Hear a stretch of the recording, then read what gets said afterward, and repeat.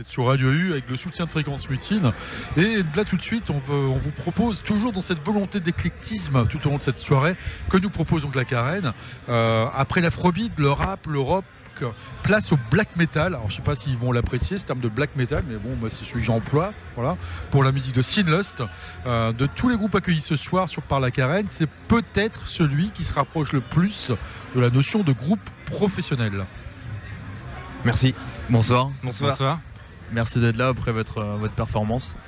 Est-ce que vous reconnaissez dans cette description de black metal, est-ce que vous définissez votre musique comme black metal? Ouais, tout à fait, ouais, black metal, ouais, 100% black metal. Donc, c'est un des sous-genres du metal qu'on fait, c'est influencé par le metal, mais c'est un des sous-genres, ouais, c'est du black metal, donc c'est musique extrême, avec le chant que vous avez pu entendre, chant éraillé de Mick. Ouais. Donc ouais, effectivement, le chant est une composante vraiment très black metal de notre musique. Après, comme dit Chris, c'est pas que ça, c'est-à-dire qu'on a beaucoup d'autres influences. On est assez progressif comme musique, il y a des passages plus épiques, presque vikings parfois, quelques petits claviers, quelques petits chœurs aussi sur l'album. Mais voilà, la base c'est clair, c'est du black. Maintenant on fait pas du true black, ça c'est sûr, on fait pas du dark throne, quoi. Et comment on prend soin de sa voix quand même? Bah disons que ouais, ça se travaille en fait, c'est un peu, on peut comparer ça à un muscle en fait, ça s'entraîne un petit peu. Par exemple avant un concert, je vais essayer de faire un petit peu tous les jours pendant une semaine, parce que c'est pas comme ça, c'est en arrêtant pendant 2 semaines qu'on peut reprendre direct revenir, que je vais tenir. Ouais. C'est ça. Donc voilà. Et puis ouais, effectivement, boire un peu de boisson. Hein, donc là, je suis au Perrier comme vous pouvez le voir. Tout à fait. On ne citera pas la marque de il faut hydrater Perrier au boulon, on va dire. Il faut hydrater les cordes. Faut bien hydrater, exactement. Ouais. Ça. Et est-ce que vous pouvez expliquer la genèse de Sinlust? Oui, alors c'est parti de Mick et moi qui faisions des répètes à deux au départ, instrumental, musique, batterie, guitare, et après on a élaboré notre jeu jusqu'à faire un album en entier en 2011. Donc on a toujours voulu donner vie à nos compos pour les faire écouter, quoi, les produire dans un studio de plus en plus professionnel, ce qu'on a fait avec le 2e album. Et depuis, il y a le volet littéraire qui s'est greffé avec Mick, notre chanteur, qui est écrivain à côté. Ouais, c'est ça en fait. Donc on a fait 2 concept albums. Donc des concept albums, c'est quoi? C'est des albums dans lesquels chaque morceau, c'est un peu comme le chapitre d'une histoire complète. Comme le faisait David Bowie par exemple. Exactement, voilà. C'est exactement le même principe, ou Rhapsody par exemple, dans la partie métal. Et donc je me suis dit ce serait peut-être bien d'écrire proprement cette histoire, et puis c'est parti d'une petite nouvelle de 100 pages, elle a gonflé, et puis c'est devenu un roman, et puis je l'ai travaillé, et puis je me suis dit tiens, pourquoi pas essayer de le publier. Et il a été publié, donc le premier roman raconte l'histoire du premier album, publié en 2014, s'appelle Noir Neige. Et puis pour le 2e album Snow Black, qui est sorti cette année, est sorti également Noir Mer, qui raconte l'histoire de cet album aussi cette année. Donc les deux sont sortis cette année. Donc c'est vraiment un projet à double facette, à la fois littéraire et musical. Est-ce que ça veut dire, parce que là, donc le premier album Snow Black, 2e album Sea Black, est-ce qu'on est au début d'une trilogie ou au début, est-ce qu'on est déjà dans une forme de trilogie quelque part ou pas? Pour l'instant, on n'a rien planifié vraiment à l'avance. Après, ça se fera au fil de l'eau. Mais pourquoi pas, ouais, pourquoi pas. Non, j'ai rien à ajouter. Rien à ajouter, ok. Vous êtes breton? Ouais. Oui, ok. Pensez-vous que la Bretagne, terre de légende et au paysage chaumenté, a influencé votre musique?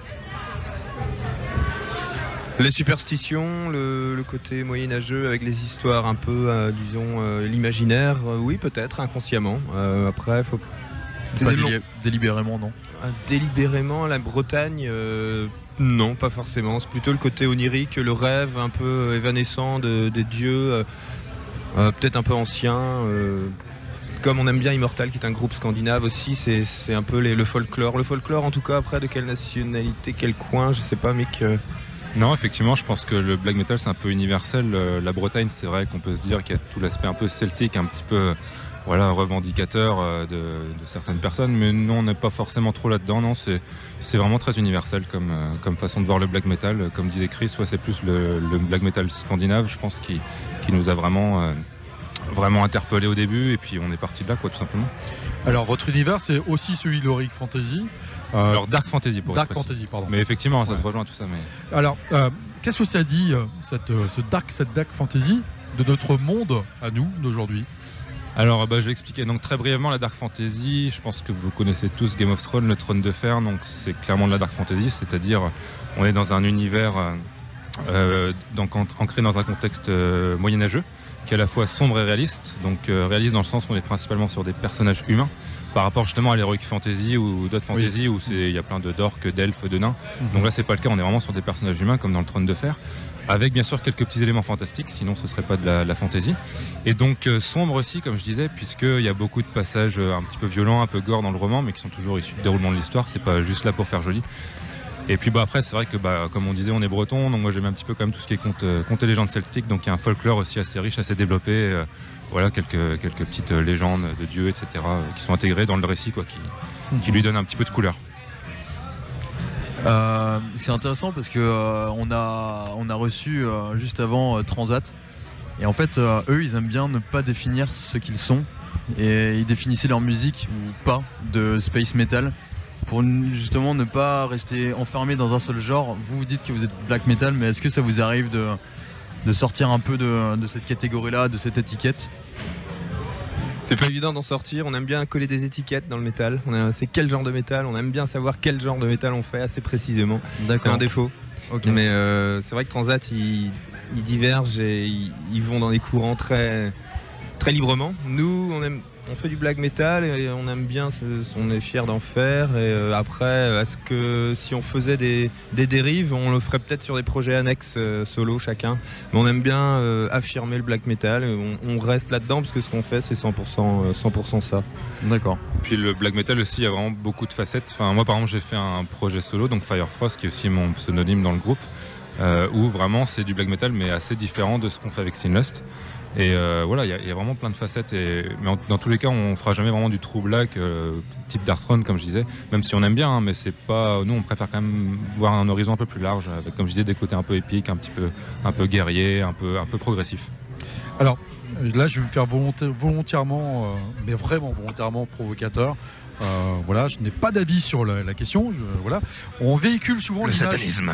Non, là, je peux parler du fan de métal, hein, le cliché sur le fan de métal, comme celui d'un gars un peu basique. On va pas dire autre chose, voilà, pour ne pas dire plus. Pourtant, moi, j'ai lu une étude que je trouvais super intéressante dans Le Monde, qui mettait en évidence que, bien au contraire, la fanbase typique du métal, c'était en général plutôt une personne éduquée, voilà, cultivée, et qui s'intéresse à d'autres médias artistiques. Je pense à la peinture, par exemple, la littérature. Voilà. Alors, pour vous, ça serait quoi le pire cliché sur le métal? Voilà. Ouais, le buveur de bière qui boit sa bière sur le parking et puis qui vient gueuler devant la scène, comme il y en a des fois. Oui, mais inévitable. Bah oui, sans rentrer dans un débat, c'est un peu comme dire que tous les musulmans sont des terroristes. Bon voilà, c'est sûr qu'il y a toujours quelques personnes un petit peu éméchées au concert qui donnent pas une très bonne image, mais à côté de ça, effectivement, la plupart des métalleux que je connais, en tout cas, sont effectivement assez cultivés. Petite composante particulière que je vous donne, la plupart parlent très bien anglais aussi, c'est un petit détail tout simple, mais vous pourrez le constater. Ouais. Et oui, il y a beaucoup de gens de différents horizons. Par exemple, Chris, donc, qui est prof d'anglais, moi je suis ingénieur en bureau d'études, on a tous vraiment des parcours très différents, donc il n'y a pas de règle. C'est un style peut-être un petit peu technique, assez. Il y a beaucoup de zikos qui aiment bien, c'est un peu élitiste, on va dire. Il y a beaucoup de musiciens dans le public des métalleux, ils jouent souvent de la guitare ou de la batterie, et ils aiment bien maîtriser un instrument, donc le côté cultivé, comme tu dis, et je pense qu'ils sont touche à tout et qu'ils aiment bien découvrir la musique, même la musique classique, je pense, parce qu'il y a des côtés qui ressemblent aussi dans le métal, donc c'est pas une porte fermée, c'est plutôt ouvert aussi quand même. Ouais, ça me fait penser à. Comment ça s'appelle, Igor, je crois, qui associe musique baroque. Ouais. Il est passé il n'y a pas très longtemps, oui, à la Carène, ouais. Et du coup, vous avez cité Game of Thrones pour le côté dark fantasy. Est-ce qu'il y a d'autres œuvres que vous pourrez associer à ce que vous faites? Je sais que toi, Chris, au niveau de l'univers visuel, t'aimes bien les peintures de Caspar von Friedrich. Casper David Friedrich, pardon, romantique. Donc romantique. Donc ça, je sais que ça te parle. Ouais. Pour les poètes maudits, peut-être, tout ça, les fleurs du mal et tout ça. Après, le côté, je sais pas trop. Ouais, les peintures un peu sombres, mais littéraires. C'est vrai que encore une fois, on se limite pas à un genre. Moi, c'est vrai que paradoxalement, je lis très peu de fantasy en fin de compte, plutôt du fantastique. J'adore Stephen King par exemple, ou de la science-fiction. Donc voilà, on se cantonne pas à un genre, on n'est pas enfermé dans un style. Et puis voilà, c'est bien d'avoir aussi différentes influences. Ça permet de concocter, d'avoir des idées, de faire des associations d'idées, etc. Ça nous donne des idées, quoi. Moi, j'aimerais bien qu'on revienne un petit peu sur cette passerelle là que vous proposez avec le projet Sinlust entre littérature et musique.